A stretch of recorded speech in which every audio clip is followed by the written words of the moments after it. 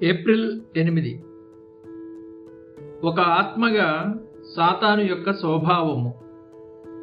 దెయ్యాలు చనిపోవు. అవి నీ సమాధి వరకు నిన్ను వెంబడిస్తాయి.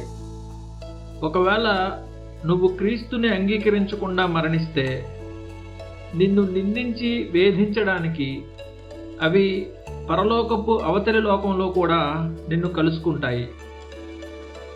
ఆత్మలు అశరీరంగా అత్యంత తెలివైనవిగా ఉండడమే కాకుండా అవి అక్షయమైనవి, అనగా మరణం లేనివి కావడం వాటికి ఉన్న ఒక పెద్ద బలం.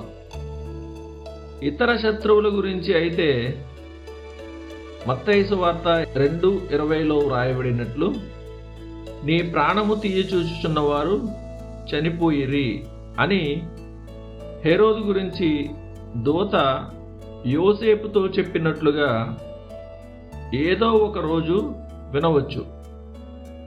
ఈ లోకంలోని దుష్టులు కొంతకాలం తమ ఆటలు సాగించి మరణం పిలవగానే వెళ్ళిపోతారు. దాంతో వారి కుట్రలు అంతమవుతాయి. కానీ దెయ్యాలు చనిపోవు. ఈ దుష్ట ఆత్మలకు అలుపు అనేది ఉండదు.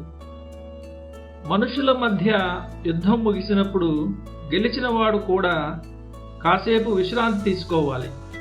ఎందుకంటే మనిషి శక్తికి ఒక పరిమితి ఉంటుంది. కానీ సాతాను ఎన్నడూ నిరుత్సాహపడడు.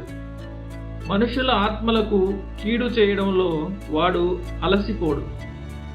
భూమి మీద అటు ఇటు తిరగడం మొదలుపెట్టినప్పటి నుండి వాడు ఒక్క క్షణం కూడా కుదురుగా కూర్చోలేదు. యోబు 1:7. వాడి క్రూరమైన కార్యకలాపాలను ఆపడానికి దేవుడే స్వయంగా వాడి కాళ్ళను చేతులను బంధించవలసి ఉంటుంది.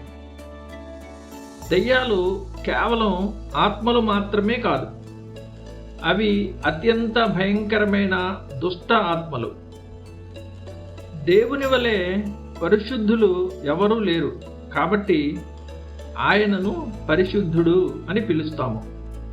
అలాగే అపవాది అందరికంటే ఎక్కువ చెడ్డవాడు కాబట్టి వాడిని దుష్టుడు అని పిలుస్తాము.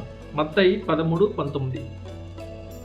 మన ప్రవర్తన దేవుని ఎంత పోలి ఉంటే మనం అంత పవిత్రంగా ఉంటాము.